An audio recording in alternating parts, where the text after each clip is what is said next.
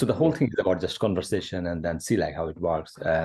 So part of the game is like, a bit of a storytelling as well, our story, our journey.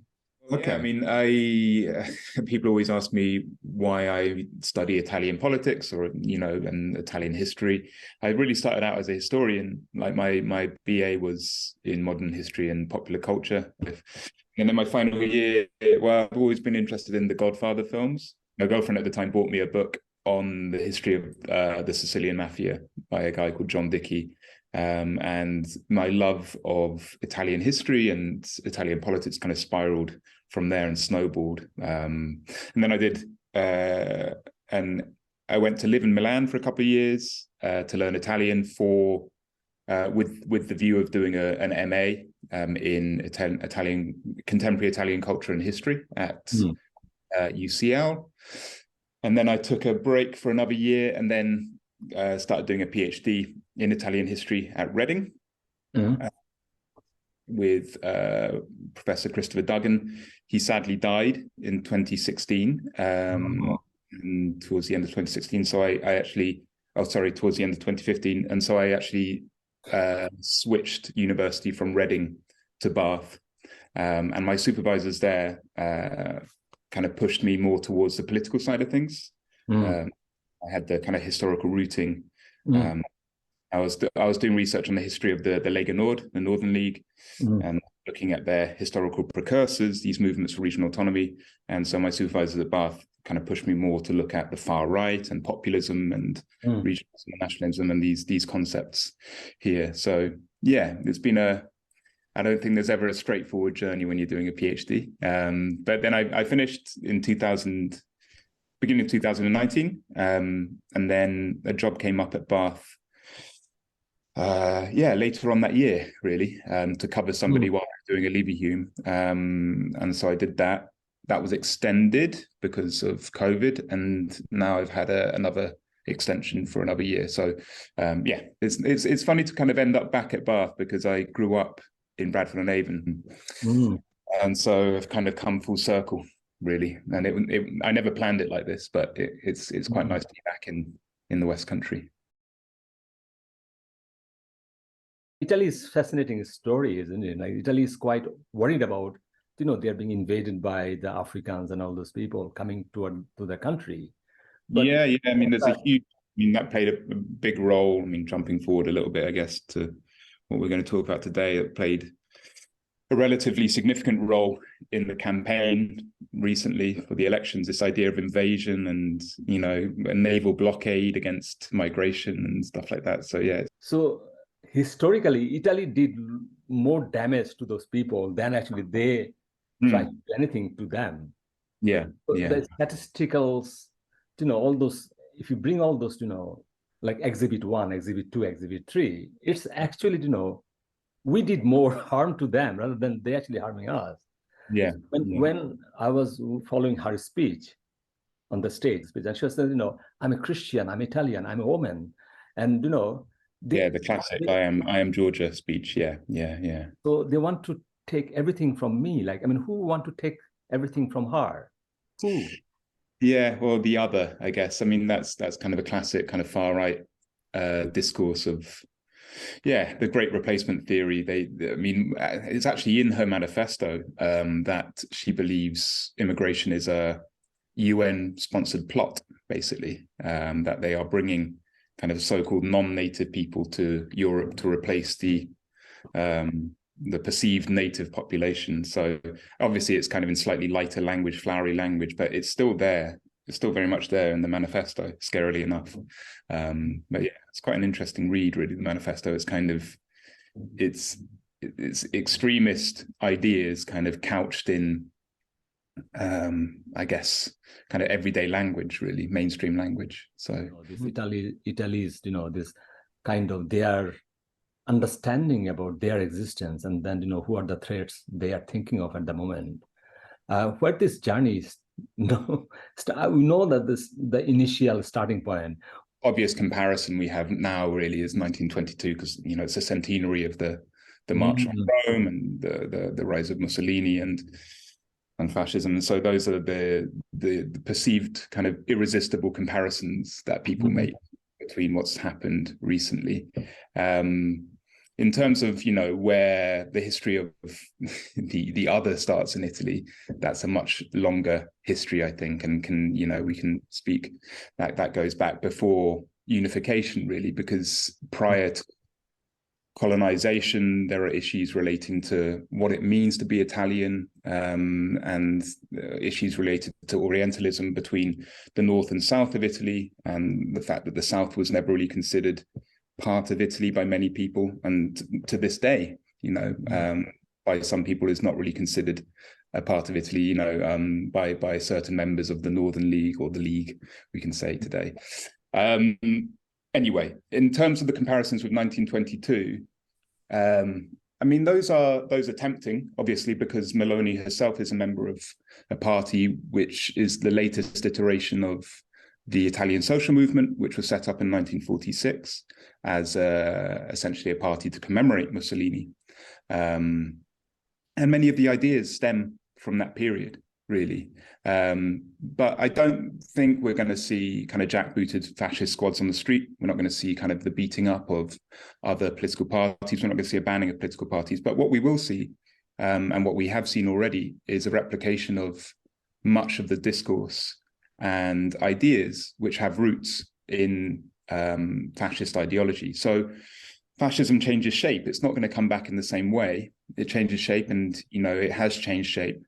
But this has been happening for a while now, and I think this is what's quite interesting, is that the kind of the media hype around Meloni is that this is Italy's first far-right government. Now, it's the first time that a member of a neo-fascist party has been prime minister, but it's not the first far-right government, I would say, by a long stretch. I mean, we can go back to 1994 really and look at Berlusconi's first administration, and the fact that that contained a National Alliance, which is the predecessor of Brothers of Italy. It contained the Northern League, which is the predecessor of Matteo Salvini's League, both of which were far-right parties. And Berlusconi himself has played quite a key role in rehabilitating what Mussolini meant for Italy, what he did, so he called him a great statesman, and that the only mistake he made was the 1938 laws. Apart from that, he did good things, so kind of regurgitating all this kind of revisionist ideas about Mussolini played quite a key role in rehabilitating the far right. And so under Berlusconi, there were four kind of euphemistically termed center-right administrations, but which were in reality contained far-right parties and far-right ideas and far-right discourse. And then, of course, there's the administration with Matteo Salvini, Matteo Salvini's League, and Giuseppe Conte and Luigi Di Maio's Five Star Movement in 2018, which lasted barely a year, but it's still, it was labeled a populist administration. Okay, they had there were populist elements to both of the campaigns and both of the parties, but labeling it a populist administration kind of obfuscates the fact that really it contains some far-right ideas and far-right policies, such as Salvini's security decree, which made immigration much more difficult and criminalized migrants to a much greater extent than before. So yeah, this has been a long time coming, and there's been a real kind of normalization of far ideas and discourse over the past 20 to 30 years, not just in Italy, though. I mean, this is all over the place.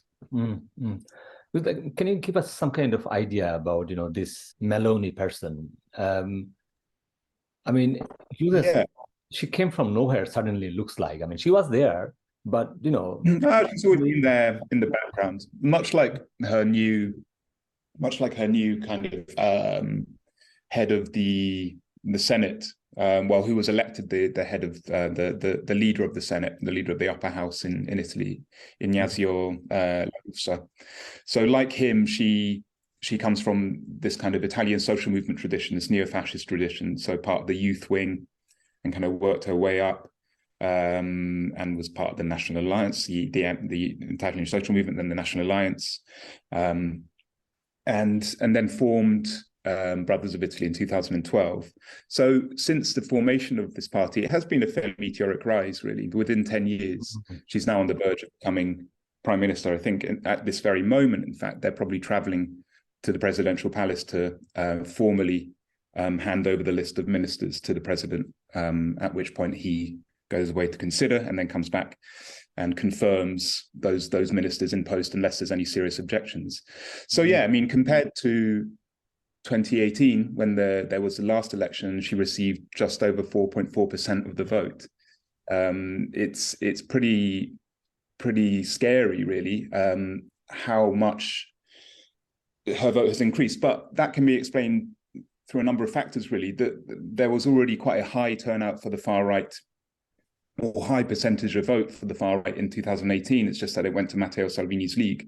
And he has made a series of terrible decisions politically over the past 5 years, which, you know, his losses have been Meloni's gains, really.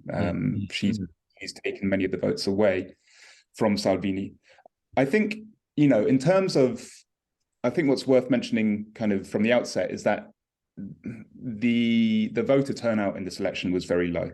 It was it was just about 64%, I think, around that number. So very low turnout compared to compared to the previous election, 2018, it's 72%. Then 2008, it was as high as 80.5. So Italy is a country with kind of historically high voter turnout. And this is happening all over Europe, of course. There's kind of reduced involvement in politics, reduced engagement. There's disillusionment with mainstream politics. And so, as well as kind of a normalization of far-right ideas as kind of, let's say, conservative or center-right, they're labeled as, there is this kind of lower turnout now. And interestingly, actually, the combined number of people who voted against Meloni is actually higher. It's just that the opposition is so divided that, you know, it was 49.3 who voted for all, 49.3% voted for all other parties apart from the far-right bloc or the center-right bloc. But because they could not get their act together to forge any kind of meaningful coalition, they couldn't stop, you know, a much more united right-wing bloc from taking power, really. So yeah, Meloni is kind of drawing on many of these factors, really, the fact of a divided opposition, the fact that Salvini has really fallen out of favor with far-right voters. And yeah, to give her credit, the fact that she has had quite a solid strategy during the campaign as well. Yeah, and has been, and also didn't take part in the Mario Draghi administration. She refused to lend her support. So that was very smart in terms of playing the long game, because she knew as soon as that government fell, she could say, I was never part of that. You know, I was never part of that. I can present myself as, you know, the one option that Italy hasn't tried yet, right? So yeah, there's a few things. So in a way, it seems like she's come out of nowhere, but she's always been there in the background. And yeah, especially the past 10 years have been pretty formative, really, for her and her party. Like, I mean, one of the, like, if you look at the last 20, 30 years, Italian politics, like one person always there is Berlusconi. I mean, he's part of this game, but at the same time, he doesn't attract that many votes either. But it looks like he can play game and also you know, move players from here to there. And then also he can be also there behind the scene. I think election, one thing he was asking for, he wants some kind of control on the media and also control on the judicial system as well. He's looking for that kind of power there. So it looks like, you know, Italy still cannot get rid of him.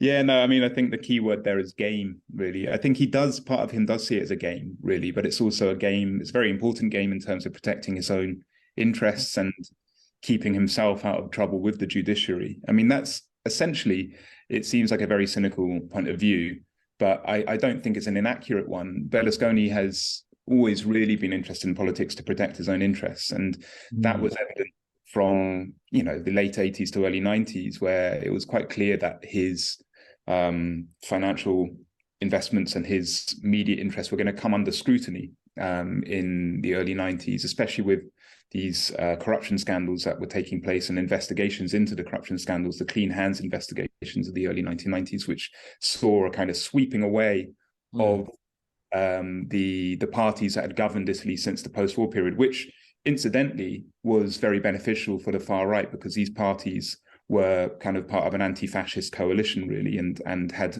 helped sign helped formulate and then sign the anti-fascist constitution. So Berlusconi could, his kind of war against the judiciary in this was to point the fingers towards the judiciary and call them all communists and say that they were in league with these political parties, basically. So he's always been very interested in protecting his own interests. And this election is no exception. I mean, we've seen in the past couple of weeks him threatening to kind of pull the plug on the coalition. And there's a lot of misogyny in that as well. I don't think he can really deal with the fact that Meloni is now the leader of this coalition of parties, which, as he always wants to point out, he founded this coalition and he brought the fascists back into mainstream politics. So yeah, he's there pulling the strings. Interestingly, I don't think he's really interested in, any kind of ministerial position himself.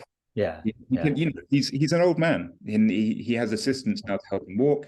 But he does still have a lot of power, and the people that are members of his party are loyal to him because it's essentially the party is him. It's funded by him. It's centered around him. But yeah, it's very interesting because 5 years ago they were they were kind of nearly on a par with Brothers of Italy in terms of vote levels, and it was the Lega under Salvini which was the strongest, and now the Lega is kind of more or less at the same level as Forza Italia. So it'll be interesting to see what Berlusconi maneuvers, and as you say, it'll be very interesting to see what happens when Italy does finally get rid of him. I don't know. Am I right to say, the way I see Berlusconi, so one of the key area I teach is Lebanon's, this factional politics, sectarianism, and confessionalism. Some of the leading figures in Lebanon's politics these are just a bunch of billionaires. They've got no interest on anything. So Berlusconi can say Putin is a gift from God, and in the next day he can say that no, he's shit. And in the following day he can join with the Islamic Party if it helps him. So that kind of figure, am I right to say that way? If I see, I mean, I think there was an ideology with Berlusconi. I mean, there was, and this is why, in a way, it kind of worked with the Lega to a certain extent. It has worked with the Lega from the early 90s, in the sense that they both have kind of very free market ideas relating to taxes and reducing taxes for kind of business owners and things like that. And so Berlusconi's arrival on the political scene actually really hurt the Lega Nord, because up until that point, they were the only party which were promoting kind of a break with the post-war consensus of kind of heavy state involvement in industry, in terms of welfare policies, in terms of kind of relatively high taxes in return for a good welfare state. And a centralized welfare state. And so the Lega were kind of saying to kind of, in similar way to kind of Thatcher, of kind of rolling back the frontiers of the state and making the state smaller. And Berlusconi kind of arrived on the scene and did that, but without the kind of autonomous demands of the Lega Nord, of trying to divide Italy. So it was really damaging for the Lega. So I think Berlusconi, there is definitely a kind of an ideological element to when he arrived. Whether that exists anymore, I'm not sure. And in terms of his closeness to Putin and all that, that is I have no doubt that he's probably in contact with Vladimir Putin, and some of the things that he's saying is true, but he's making them public, and he's deliberately leaking those recordings to the press because he thinks it will get him leverage within the coalition. And yeah, it's to cause problems, really. And yeah, it will be interesting to see how long this government lasts with especially with the issue of the Ukraine and Putin and Russia. So that's going to be a key kind of what's it called, point of contention, really, and potential fault line for the government. So if I bring all those things together, I mean, how ideological they are in terms of some of the key area Meloni is targeting about immigration, like, Yeah. like LGBTQ rights and all those things. I mean, it looks like these are like disparate people from disparate background, and then trying to find something out of this. I don't know what it is. I mean, well, I mean, I think there are kind of key lines holding together the coalition on kind of on hard borders and strict rules against immigration. There's ideas to, again, making it lowering taxes. So kind of like policies which are today kind of associated with the right, I guess. And so, I mean, I would be comfortable in considering this a far right coalition, in the sense that, well, first of all, Meloni's party is the central party in this coalition. And so it's really kind of her party's ideas which will be driving much of the government and much of the administration.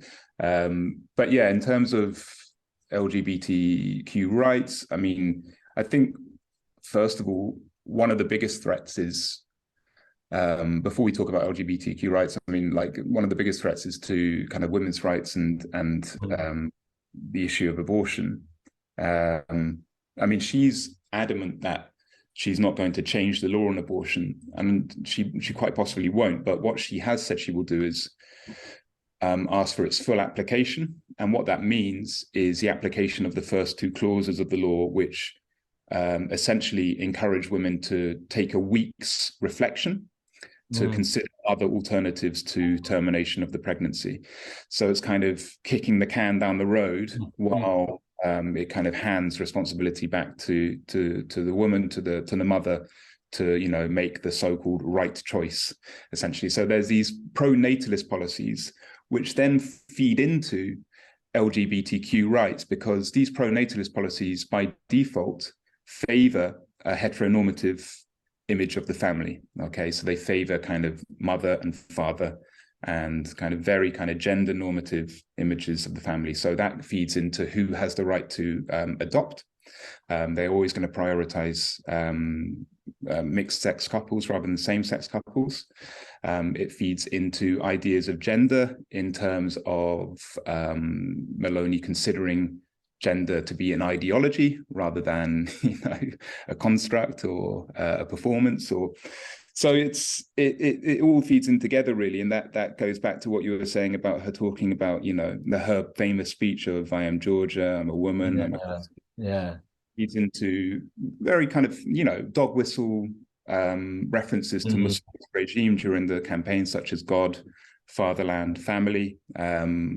What type of God? Well, clearly she's alluding to a Catholic God, which is in her, again, it's evident in the manifesto in terms of considering Europe to have so-called Judeo-Christian roots, which is kind of a key dog whistle Islamophobic trope of the far right. And then in terms of family, as we've already spoken about, it's a very kind of traditional heteronormative image of the family. In terms of fatherland, well, they're keen on kind of defending the fatherland from what they portray as an invasion. I mean, even the word fatherland is problematic because it has links to fascist past, but they're keen on kind of defending Italy from this perceived invasion and this great replacement theories of what they view as an invasion of migration from abroad. So, and talking about naval blockades. But at this point, I think it's also interesting to point out that, this idea of a naval blockade, it was proposed by Boris Johnson in this country. That goes to show just how mainstream these ideas have become. And it's pretty dangerous, the normalization of these kind of extreme solutions or so-called solutions to so-called problems. So yeah, it's because I mean, some of the things, I'm quite interested in the popular media, how they think, they portray and then say that this is the solution, like militarized, like, I mean, English Channel. They don't say the details that, what does it mean? Like, I mean, we're talking about, it's a vast space we're talking about. Can you actually militarize the whole English Channel? Yeah. And the thing is that if you want to do that, then who will pay for it? Right. And how much will it cost?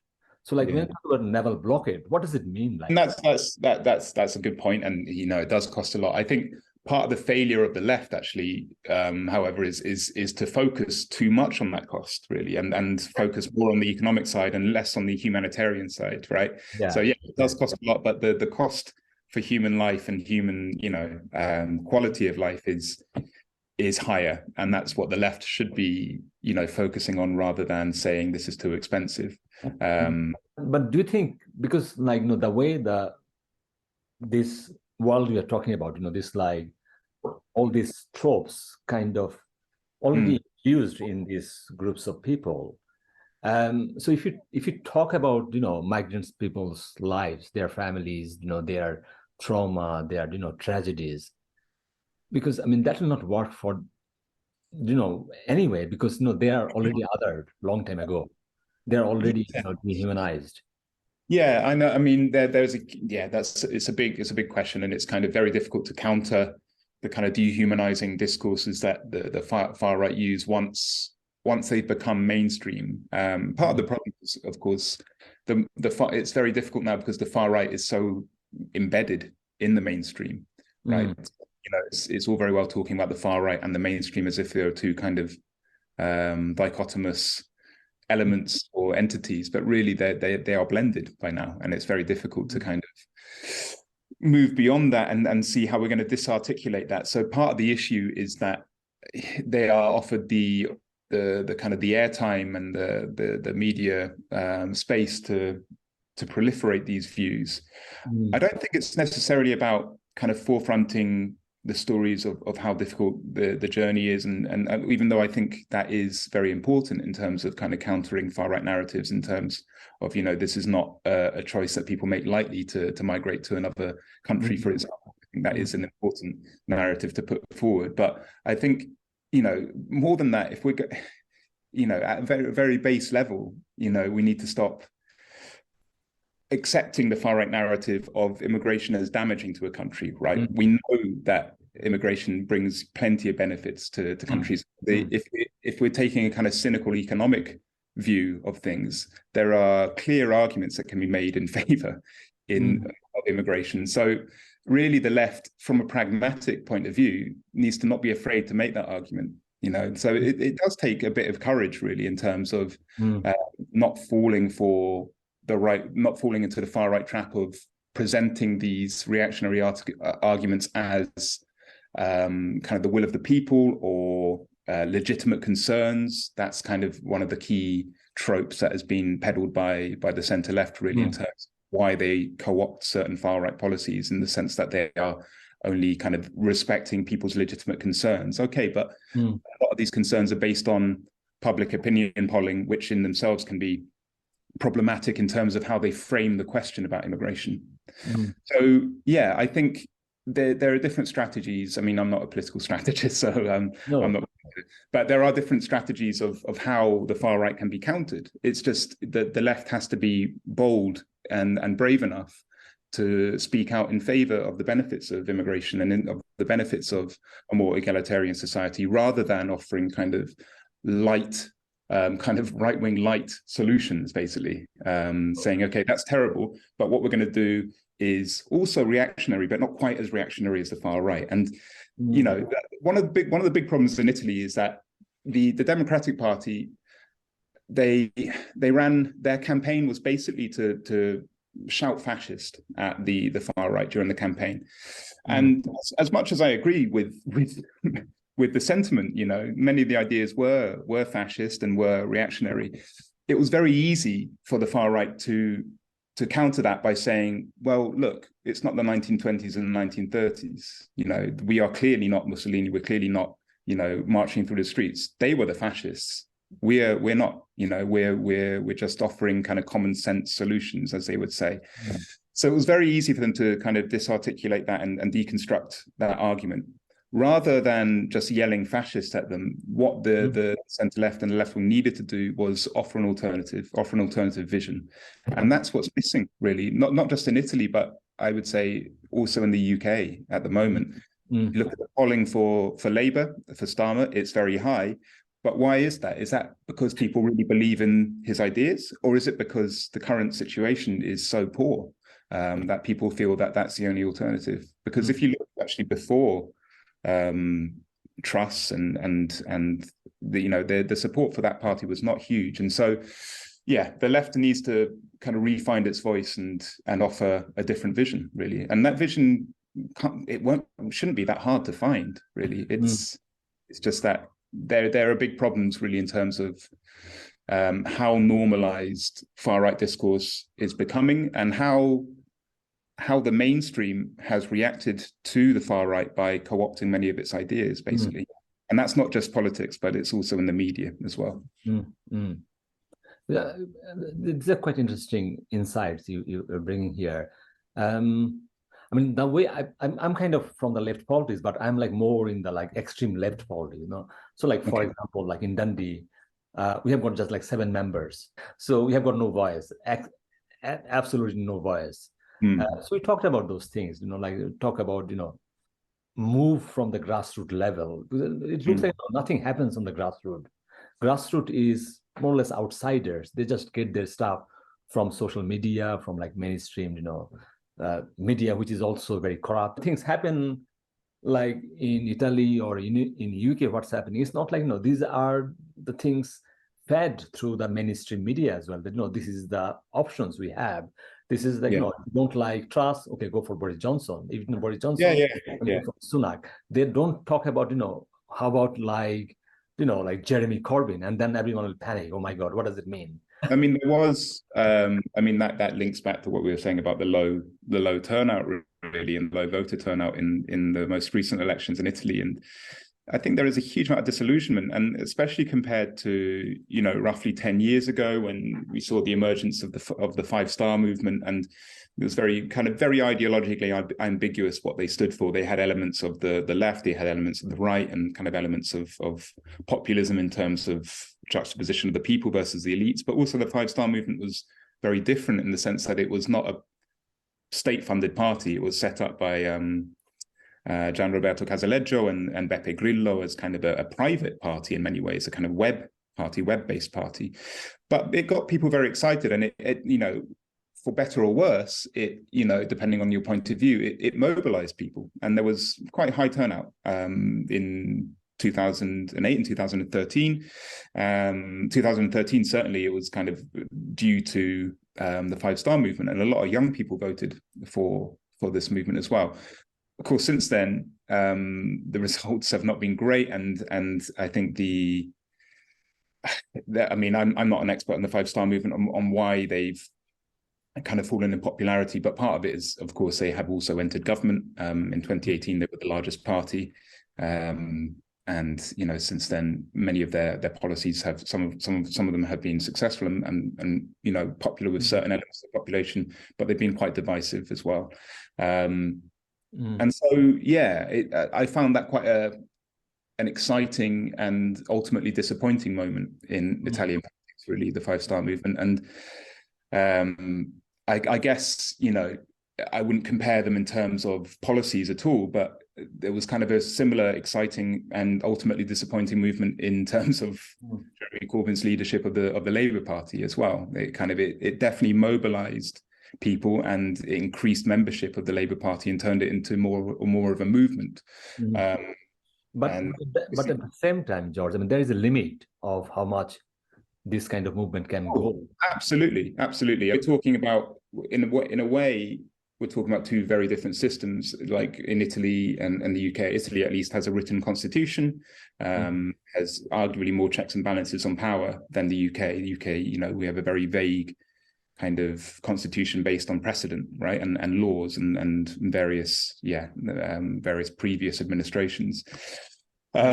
But you know, both of them are tied together by the fact that they're both liberal democracies, and yeah, that is very limiting in terms of how much power people really have.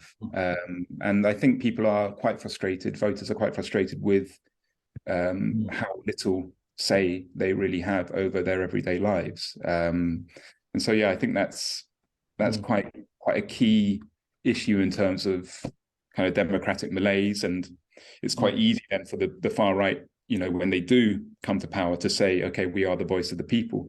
Well, you're a voice of some people, but actually quite a small percentage, and many people would actually rather stay at home and not vote because they don't feel like their lives are going to change in either way, and that is a big problem. That is a big problem because it means that we need to really kind of expand how we think about democracy.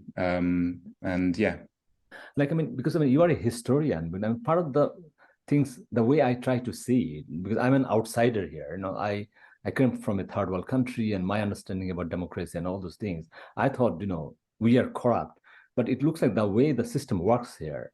You know, you can see that the Tory are the most successful political party in UK's last 300 years political history. So that tells quite a lot about the system. Within this system, there's always a chance that Tory will be always elected, because that's the way the system is actually structured.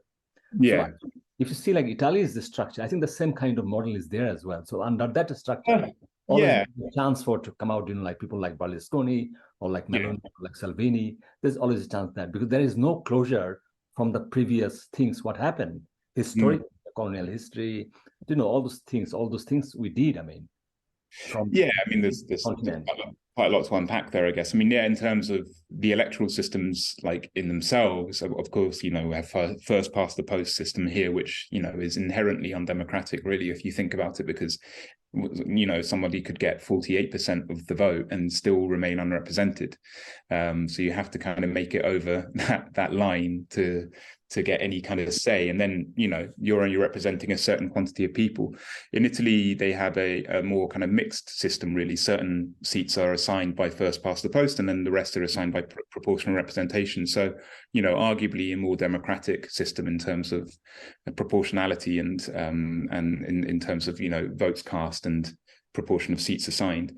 Recently, the number of parliamentarians has actually been reduced back in 2020, and that was one of the Five Star Movement's kind of proposals, was to reduce the number of parliamentarians, and this kind of played on this kind of populist discourse of you know, fewer politicians, there are the better, really, you know, kind of people versus the elites, and the elites being seen as politicians, so let's reduce parliamentarians and make it more efficient.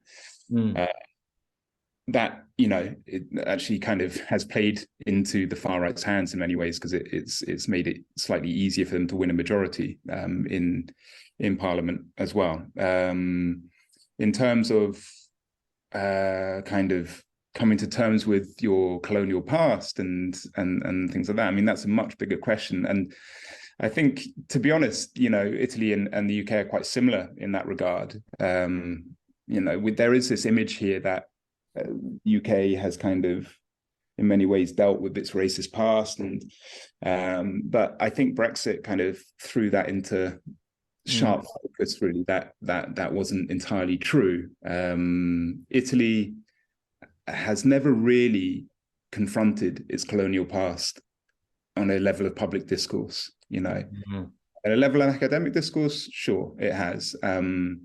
But academia in itself is, you know, and I say this as a white male, is overwhelmingly white in many disciplines. And that includes political science, and it includes Italian history as well. So there is kind of post-colonial studies that look at the role of racism in kind of the post-war period and up until today. But on a kind of public discourse level, it's never really confronted the fact that it had an empire, that it committed atrocities in its colonies as well. And so, there is a big problem there, I think. And, you know, certainly a government led by Meloni is not going to encourage any kind of real engagement with But I mean, like, does it mean that the problem will remain then? You know, the things we are talking about, the emancipation of this planet, the problem remains. And then, you know, these things will come back again and again. So like now Meloni has got I think the flag has got, like, you know, this kind of flame symbol. Like I mean, there's a serious underbelly of that. So that flame is the tricolour flame, which was the original symbol of the Italian social movement, which was, you know, the 1946 party set up by Giorgio Almirante to commemorate Mussolini and basically continue the fascist legacy. And, you know, I think it's worth mentioning that actually the Constitution prescribed any reformation of the Italian fascist party. So when the Italian social movement was set up, I think many people were quite surprised and quite shocked, really, that this was allowed to happen, and they were allowed to field candidates in elections. And but that symbol has survived, and that is in itself, it kind of goes to show what you're saying, really, that these things do survive and they do kind of replicate. I mean, in terms of whether we'll ever get rid of fascism, I don't know. I mean, like Italy, we have to remember that Italy still is, founded on anti-fascist principles. The constitution is an anti-fascist constitution, and I do believe that there are still a great number of anti-fascists in Italy who will turn out for the Festa della Liberazione next year, the holiday which celebrates the liberation from Nazi fascism on the 25th of April. I think that will be a big event, and I think people will make their voices heard. So, there is hope there. I have to believe there's kind of hope of mobilizing people. But again, much like in the UK at the moment and elsewhere, there needs to be a political movement that people can believe in. And we are living through what seems to be kind of a permanent crisis at the moment. Ever since, 2008, 2007, there's always been something going wrong. And so, people are scared and they're looking for solutions. And some people see that solution in kind of far-right ideology, but the left needs to kind of offer more egalitarian forms of democracy and solutions to these problems that we're facing. And it goes. Italy is quite an interesting case study because we have this kind of fascist past there, and it's quite easy to make those comparisons with 1922. But I think we need to look beyond what's happening in Italy and see it as kind of more of a European problem as well.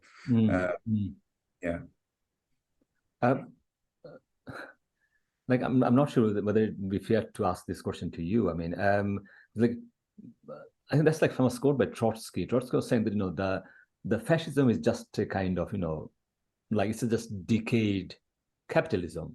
When it fails, then always it brings this monster back again. So how much this, like the failure in the financial market especially in Europe, and especially countries like Italy, has been going through this like catharsis in terms of economic situation. It looks like countries controlled by mafia, Berlusconi, and just like a couple of people. And then the rest is small pie left that, okay, you guys can take care of it. And then the easy target is, okay, the problem is actually the immigrants. I mean, again, it's the same old scapegoats are used again and again to kind of blame for social inequalities and economic inequalities, and quite often it is the elites that cause these issues, as with the financial crash, which we still seem to be suffering the effects from. I mean, fascism historically always defended kind of capitalist interests. I mean, quite like during the 1920s and before the 1920s as well, kind of 1919 to 1922, fascists were quite often employed, black shirts were employed to kind of defend landowners' interests and beat up kind of peasant unions and beat them into submission and things like that. So it was kind of always there to kind of defend the status quo, really. So, and at the same time, it's always managed to kind of present itself as having some kind of revolutionary veneer as well, of kind of being able to represent the people and something new. So that's what's quite clever about far-right ideology, is that it defends essentially deep-rooted kind of financial interests and economic status quo, financial status quo, but at the same time claims to, through kind of, and this is kind of where the employment of populist discourse becomes quite important. It claims to kind of represent the people against these so-called elites, when actually they are defending those very elites in terms of their policies and in terms of not addressing deep-rooted social inequality as well. And I mean, again, like going back to Brexit, we saw similar discourses. Like, Brexit for me would not have happened without austerity, and these were decisions that came from the top. And of course, it's a political decision to cut services and to cut jobs and to cut benefits, and it makes people much worse off. But then, of course, what the right does is say, it's not due to these cuts, it's not due to it's not due to the top, it's due to so and so from Romania coming and taking your job, and so and so from North Africa, moving in next door to you. That's the problem. And so I would say really that's what the kind of linking it back to Italy, this idea of let's initiate a naval blockade to stop immigration. And that will resolve the problems, or that resolve the housing crisis, resolve, the social inequalities and economic inequalities in our country. So, it's always kind of the classic example of blaming the other and blaming the so-called non-native for what are really much more complex social and economic inequalities in the country.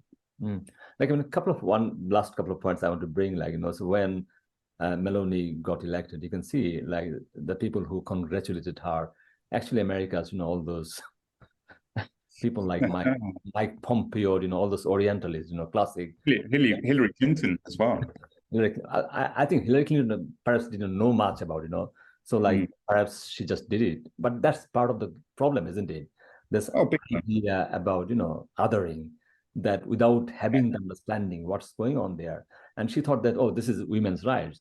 And Meloni has got nothing to do with actually women's rights. I mean, no, not really. No, many of her politics are really kind of anti-feminist. I mean, she's not a feminist. I mean, quite clearly. And you can see like not only like this kind of trope, but also about, they're talking about you have to get rid of the financial speculators, which is basically dog whistle for, of course, the Jewish people, like all those anti-Semites, so they are and that again in their own country, but also they're quite very close to Israel as well. Like even Salvini went to Israel to fascinating. So you can see like what's happening there. It's lots of bad stuff, lots of bad faith politics on the ground. And I mean, like my understanding about the whole of this package is, because obviously they will fail. But the problem is they will fail. But the problem is by the time they will fail, like 6-7 months, they will do serious damage to that, people. Well, I think that's the key point really, is like we can talk about voter turnout like until the cows come home, but essentially, they are now in government. And then really, so the damage is done in the sense that they have been legitimized and further embedded into the mainstream. Having Brothers of Italy as a party of government 10-15 years ago seemed like a very remote possibility, and yet now here we are. And so the damage is done in that sense, in the sense that they can now claim to be kind of part like of a legitimized system, and at the same time the discourse during the campaign is so toxic and so racist in many ways that the damage is already done as well, because it stirs up quite a lot of hatred and stirs up quite a lot of bad feeling towards ethnic minorities, towards marginalized peoples as well. So I agree with you. It's kind of, in many ways, it's neither here nor there, like whether this government lasts now. What matters is how we combat such discourse in the future and start working towards kind of countering these ideas rather than co-opting them and offering kind of a more moderate solution. As for people like, Hillary Clinton congratulating Meloni, I think that's kind of a classic example of how liberalism will never be a bulwark against the far right. It never has been, it never has been and it never will be. Back in, 1922, Mussolini could have been stopped, like the March on Rome. It was kind of a combination of a couple of thousand people. the king refusing to open fire or give the order to open fire on the fascists, and also the fact that the liberals, the kind of liberal political elites, were willing to work with Mussolini and thought they could control him. And by the time they realized they couldn't, of course, it was too late. It's the same old story, very much similar to what happened with Hitler in Germany as well. So I mean, it's that, like Clinton, I remember Renzi as well, and all these kind of commentators were present in The Guardian a few years ago talking about how Europe is under threat from uncontrolled migration and immigration, and how we need to control migration to stop the rise of the far right. And what they're doing, of course, is actually contributing to the rise of the far right by co-opting that discourse. They think that, you know, the problem is that we're letting too many immigrants in. So of course, the people are going to rise up against that. But really, you know, what they're doing is kind of paying attention to very kind of skewed opinion polls, and also giving far too much time to far-right ideas and hyping these ideas, really, rather than, again, you know, offering a credible alternative. So yeah, I was disappointed by Clinton's intervention, but I was in no way surprised at all. I was fully expecting it. Like, one final story I will tell is, I mean, I teach United Nations as well, the League of Nations and all those things. Like during before the Second World War, when Italy went to, you know, Abyssinia, which is modern day Ethiopia. Yeah. So obviously the League of Nations was fragmented. Yeah. And they actually did not know like what to do with this. And then at the end, they got some kind of sanctions and things like that. The sanctions they put, these are the people who put the sanctions, like UK, you know, and all those, the big shots during that time, the liberal, you know, the modern world, actually harmed Ethiopians more than the Italians. Right, yeah. And the second thing is, like, if they really wanted to do something about this, they could have stopped the Suez Canal, which was owned by France and the UK. They kept the Suez Canal open 24/7 so that all those, you know, warships can go through those things. So you can see, like, some of the things happened, you know, behind our memories. But those things are not there. Hardly anything's written on those stories. No. Not only Italy. Did you see? Like, I mean, everyone has got their. This is everyone played a big role in that sinister violence against. Got nothing to do with anything, you know. And that's it. I think, yeah, no, a key word there is violence, and there's a huge amount of violence in both that kind of colonial history, but there's, you know, that's a kind of key feature of the far right, of course, and the right wing is violence, be it kind of physical or emotional or verbal as well. I mean, you know, there was very, you know, aspects of the language that was used during the campaign were extremely violent, you know, like related.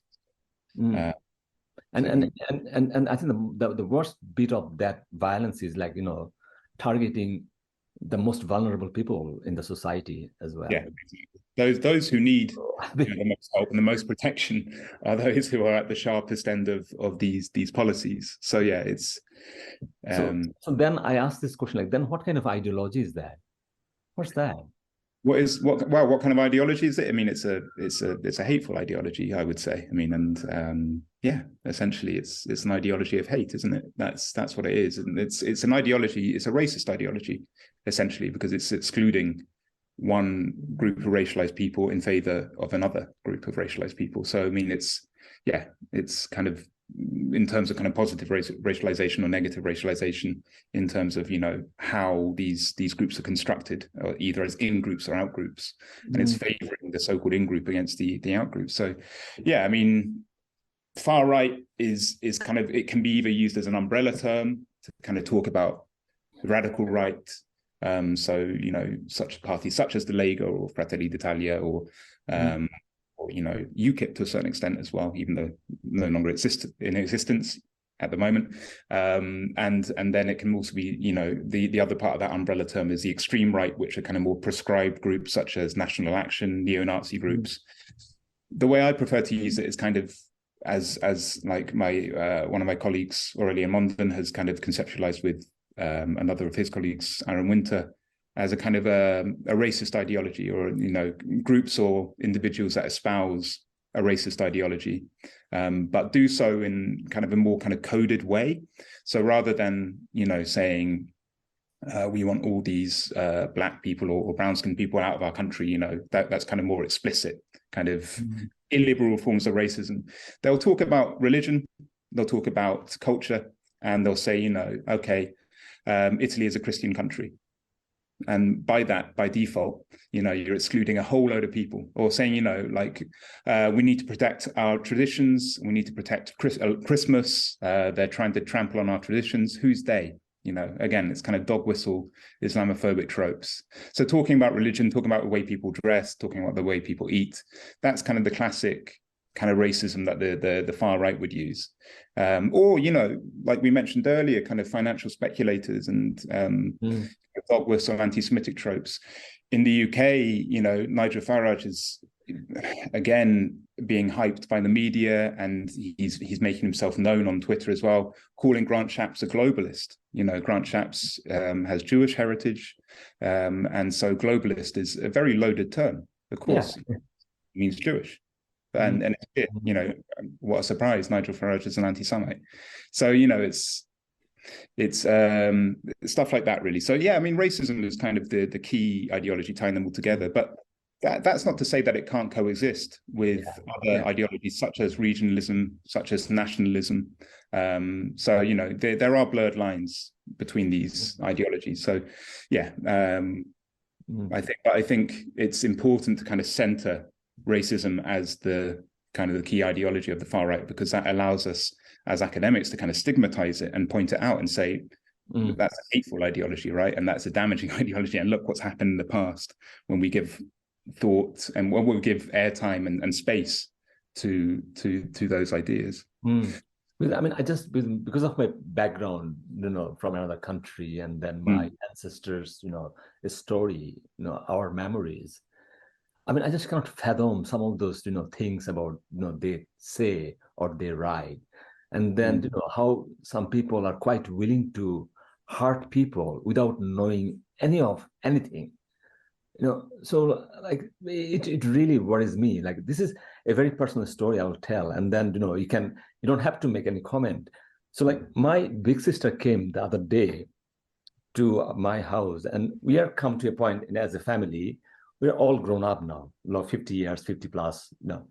So my parents are very elderly. So we are thinking of, you know, the family assets back in Bangladesh. What will happen? Because everyone is here. So we thought, you know, what's the use of leaving them there? Just sell them. And then I actually told them, I don't want to sell them, because part of me actually is still not sure. I mean, whether this country is safe for me. I want to go back. I want to keep option open still. Yeah. And when I talked this story to my class, I was shaking, because I thought, my God, this is very personal, you know. I mean, you know, my existence in this planet at this juncture of history. I mean, yeah, and you know, I can't imagine that, and it's grim. It is really grim, and it's not nowhere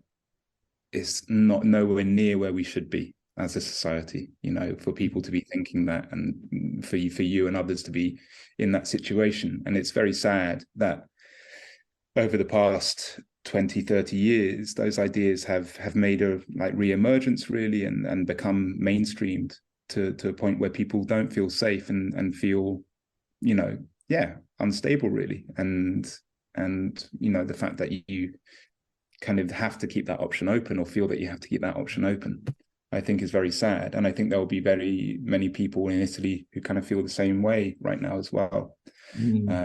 Even having, you know, citizenship and being in that British national or Italian national, for many people on the far right, that doesn't count, right? That doesn't count, because, you know, they'll base it on this horrendous idea of blood, you know, of blood equaling nation. And that's just so backward and so worrying, and proven to be wrong, you know. And it's so, yeah, that's thank you for sharing the story. That's very, I think that gets to the heart of the ideology, really. And that's a really interesting and tragic kind of point, really, to make in terms of the ideology of the far right and the impact that it has when it's mainstreamed. George, thank you so much. You know, thank you. I think you need to come back, because I mean, you know, it looks like we have to know a bit more about, you know, it's a journey we are doing now, you know. It's journey. We don't know when this will stop, and, you know, how far this will take us. But I mean, you know, people like you, you're writing, you're doing research on this, you know, so part of you is actually contributing, you know, that bit of our journey, you know, our understanding of these countries, and that's so important. Thank you. Thank you. Well, it's been a real pleasure. Thank you. I hope you have a good rest of the your Friday evening. Thank you. Cheers. Okay. Bye-bye.